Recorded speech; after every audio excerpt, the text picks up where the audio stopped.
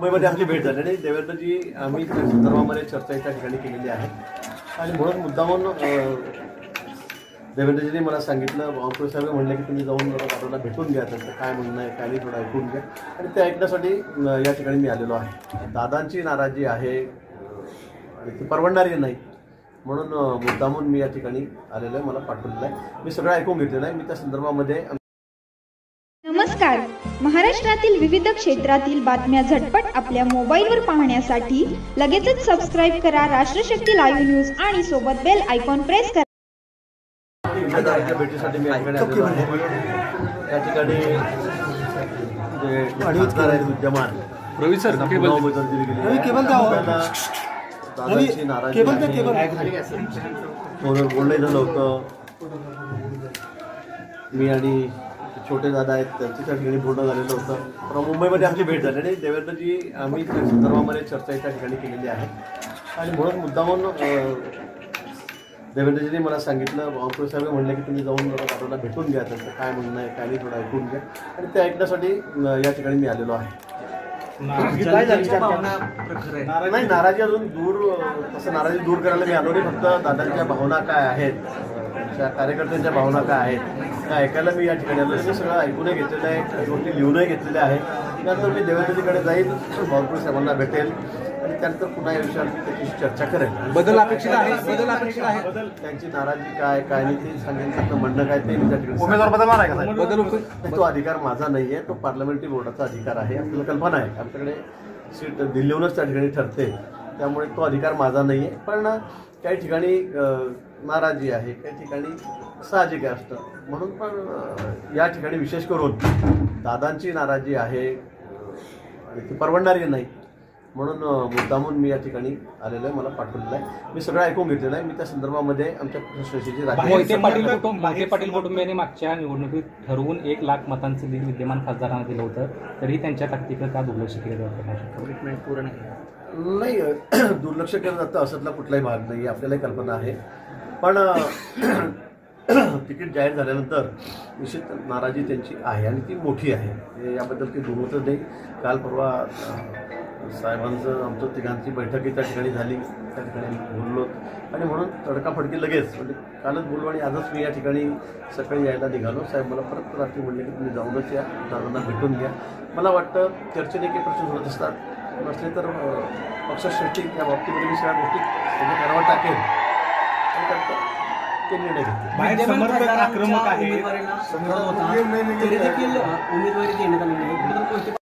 सगळ्यांचं एकमत आहे म्हणून कुठेच नाही असं की एकमताने. मला वाटतं फक्त एखाद दुसरं ठिकाण सोडलं तर मी नाव उल्लेख करणार नाही, पण बहुतांश ठिकाणी 80% ठिकाणी आमदारचं काही म्हणणं असतं, एखाद्या दुसऱ्या कार्यकर्त्याचं काही असतं, अध्यक्षांचं काही असतं, पदाधिकाऱ्यांचं काही असतं. पण या ठिकाणचं जी नाराजी आहे मला वाटतं ती थोडी मोठीच आहे आणि म्हणून कुठे न जाता तडकाफडकी मी दादांना भेटायला या ठिकाणी आलेलो आहे. दादांची सविस्तर चर्चा झालेली आहे, कुटुंबियांची पण माझी चर्चा झालेली आहे. मला वाटतं त्या संदर्भामध्ये मी सर्व जी हकीकत आहे त्यांचं म्हणणं आहे ते मी पक्षश्रेष्ठींच्या कानावर टाकेन आणि त्यानंतर हा निर्णय होईल. समर्थक आक्रमक आहे, त्यांना काहीतरी आपल्याला शब्द द्यावा लागेल. नाही, असा शब्द मला देता येणार नाही, तर मीच अडचणीत येईल. मला अडचणीत आणू नका. पण निश्चित सांगेल की चर्चा आमची सकारात्मक झालेली आहे, ती सर्व मी पक्षश्रेष्ठींच्या कानावर त्या ठिकाणी टाकेल आणि ते बाबतीमध्ये दुसऱ्या पक्षाला होण्याची शक्यता आहे. मग याकडे काय तर ठोस पावलं. मी तेच म्हणतो की पक्ष मोठा झाला की आता मी 35-40 वर्षाला मी निवडून येतोय पक्षामध्ये, पण पूर्वी फार असं नव्हतं. फक्त पक्ष मोठा झाला की कलही होतात, हे खरं आहे. म्हणजे कल म्हटल्यापेक्षा मतांतर होतात. दिग्गज नेते पक्षामध्ये आहेत. आता आमच्या सगळ्या राज्यात सगळ्यात मोठा पक्ष आमचा आहे, देशामध्ये मोठा आहे आणि त्यामुळे थोडेफार कुरमुरे असतात. म्हणून असं अडचणीनं असं असताना दुर्लक्ष का केलं असं म्हणण्याचं अजिबात कारण नाही. दादांचा शब्द आमच्यासाठी हा मोठाच आहे. विजयसिंग दादाचं वजन आमच्या पक्षामध्ये काय याची कल्पना मला पण आहे आणि म्हणूनच सर्वात आधी महाराष्ट्रामध्ये अनेक ठिकाणी कुरमुरे आहेत. पण मलाच पहिल्यांदा या ठिकाणी मुद्दामून साहेबांनी या ठिकाणी देवेंद्रजींनी मला पाठवलेलं आहे. यावरून तुम्हाला कल्पना येईल की दादांचं वजन किती आहे पक्षामध्ये, त्यांची शब्दाला किंमत किती आहे.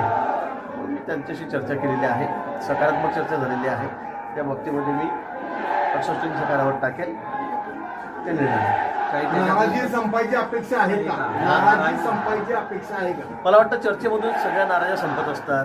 बोलणं झालं पाहिजे. चर्चा झाली नाही, बोललं नाही, आता मी नाही आलो, चालत राहिलं मला फॉर्म भरीपर्यंत, पण ते अजून म्हणजे किती ताणायचं असा विषय असतो. म्हणून चर्चा झाली पाहिजे, म्हणणं ऐकून घेतलं पाहिजे, तेव्हा सकारात्मक निर्णय होत असतो. आणि चर्चा आधी व्हायला पाहिजे होती. तिकीट जाहीर व्हायच्या आधी, उमेदवारी जाहीर करायच्या आधी चर्चा व्हायला जे अपेक्षित होतं मोहिते पाटील समर्थकांना ते आधी व्हायला पाहिजे. कारण नाही, सर्व्हेमध्ये- चर्चा झालेली होती, सर्व्हे झालेला होता, चर्चाही झाली होती असं नाही आहे. पण चर्चा झाल्यावर इतकं टोकाचे वाद असतील किंवा एवढ्या मोठ्या प्रमाणात रोष असेल असं आम्हालाही वाटलं होतं, पक्षालाही वाटत असेल, मला वाटलं नव्हतं. पण आज इथे आल्यावर मी बघतोय, आपणही बघताय किती मोठ्या संख्येमध्ये कार्यकर्ते या ठिकाणी आलेले आहेत, घोषणाबाजी करतायत, त्याची नाराजी किती आहे हे आपल्याला दिसतंय. त्यामुळे मी सर्व ही घटना पक्षश्रेष्ठींच्या निर्णय चुकला कानावर निश्चित ते त्या संदर्भात दखल घेतील. मागील 10 वर्षापासून जिल्ह्यात मोहिते पाटलांना विरोध करणारे काही नेते आज राष्ट्रवादी काँग्रेसच्या माध्यमातून महायुतीत आलेले आहेत. काही नेते पूर्वी भाजपमध्येही होते की जे मोहिते पाटलांना विरोध करत होते. तो एक सुप्त विरोध होता आणि आज या उमेदवारीचा निर्णय हा या विरोधातून या सर्वांनी एकत्र येऊन केवळ मोहिते पाटलांना मर्यादित ठेवण्यासाठी हा उमेदवारीचा निर्णय झाला आहे अशी मोहिते पाटील समर्थकांमध्ये चर्चा होताना दिसून येत मला वाटतं विजयसिंहदादा मोहिते पाटील यांचं सामाजिक असेल, राजकीय असेल, वजन किती आहे याची आपल्या सर्वांना कल्पना महाराष्ट्रालाच आहे, आम्हाला नाही.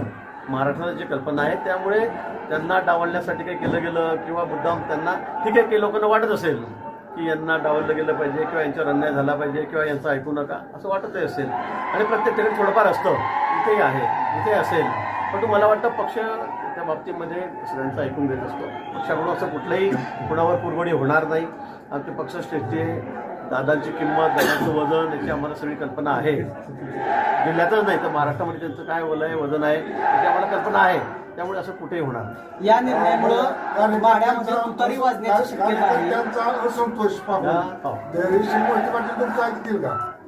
तर मी ते सांगितलं की मी फक्त दादांची नाराजी ऐकून घ्यायला आलेलो आहे. काढण्याचा प्रयत्न केला पण हे बघितल्यावर मला ते मी थोडंसं अडचणीत आलेलो आहे. लगेच दादाची नाराजी दूर झाली, दादांनी हो म्हटलं असं मलाही म्हणता येणार नाही. कारण दादा एक मोठे नेते आहेत, वरचे वरिष्ठ नेतेच त्यांच्याशी बोलले पाहिजेत, त्या संदर्भात बोलतील. मी सगळी घटना त्याचं म्हणणं हे पक्षाच्या कानावर टाकेल आणि एकदा देवेंद्रजींची, बावनकुळे साहेबांची भेट त्यांची निश्चित त्या संदर्भामध्ये होईल आणि त्यानंतर